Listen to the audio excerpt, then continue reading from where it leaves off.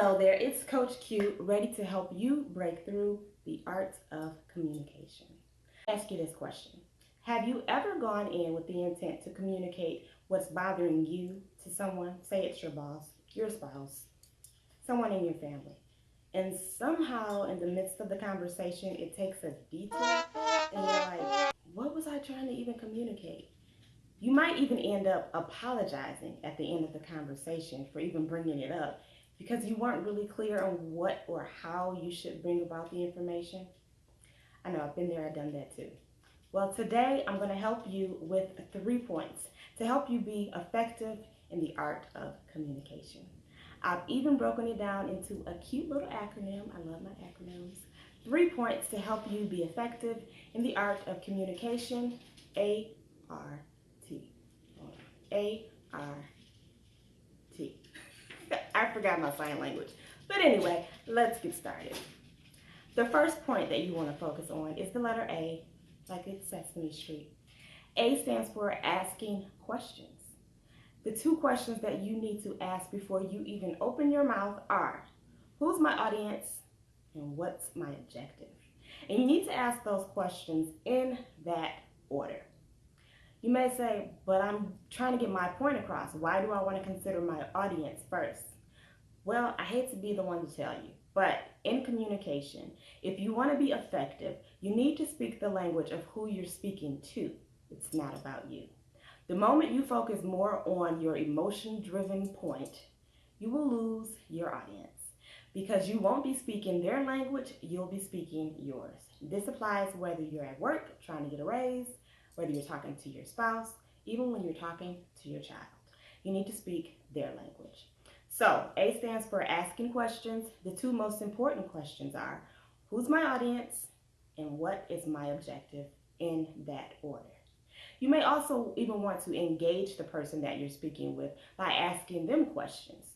Specifically, if you're in the sales field, you definitely want to get points of view with what they're looking for so that you can help them decide on what they're purchasing. Like if it's in a car dealership, you come into a dealership, the person will ask you right away, how can I help you?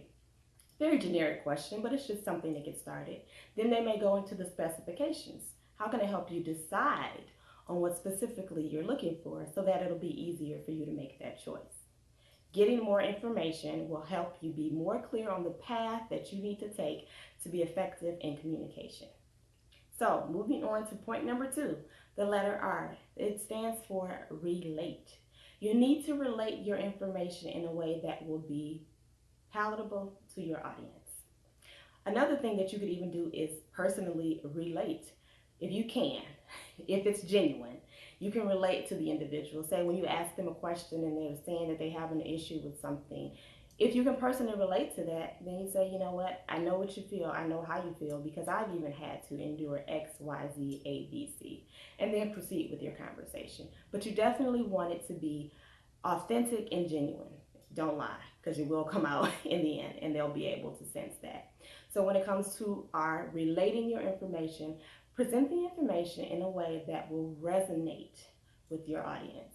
If you even think personally, some of the main things or points of conversation that you've had in the past, it's because it was so effective because it related to you. It resonated with something that you needed in your life, that you needed or that you could relate to. So keep that in mind when you're communicating. And the last point, but the most important point, and this will drive home the point, is to translate. So now that you've asked the questions, you have more information. Now then you relate the information. You may even have to think, how can I relate this in a way that's most effective to who I'm speaking to? Are they a visual person? Do I need to use an illustration? Are they a detail-oriented person? Do I need to give them specific information, a list of details? So when you go to T, it is translate. Translate the information in a way that is most effective, that is most relatable to speaking that individual's language. If you do that, it will be effective and you will really be able to get your point across, even when it's a topic that is most emotionally, that it is emotionally driving you. Keep in mind those 3 points. Here's an example for you. I'll use myself, and I know I can do this. Even though it's my husband, he said I can tell you guys. So the other day, we had a conversation and I was relating to him a problem that I was having, which was, you have a female friend. I don't like when she did X, Y, and Z. He couldn't see my point of view. So I had to relate it to something he could understand, which was his weight equipment. I said, well, how would you feel if someone came into our home, went down into the basement, used your weight equipment without asking you, and then said, oh, I got this, don't need you. Can you go upstairs and get me some water? Point taken. He understood what I meant. So by putting it in his language, he understood. The translation was effective. By the end of the conversation, he understood that when it comes to men, I will remember that he knows men more than I do. And when it comes to women, I know women more than he does. I didn't have to raise my voice. I didn't have to get upset. I just had to be effective in the way that I presented the information. So I hope these 3 points will help you be effective in communicating whatever it is that is on your mind, whether it's asking for a raise, communicating to your spouse, even communicating to your children. Trust me, it works. A bonus tip: when you are communicating with an individual, if you have the tendency to get emotionally driven and forget what you're going to say, like I do sometimes, write it down ahead of time. That also will help you calm down if it's something that's really bothering you, to be able to think clearly and get your points across. This is a quick and easy tip that I've been able to use in every form of communication, and it is effective. So drop down in the comments, let me know what you think about it. Give me other topics that you may want to hear information on, something that I can help you break through. And until next time, remember, it's Coach Q, the Breakthrough Coach.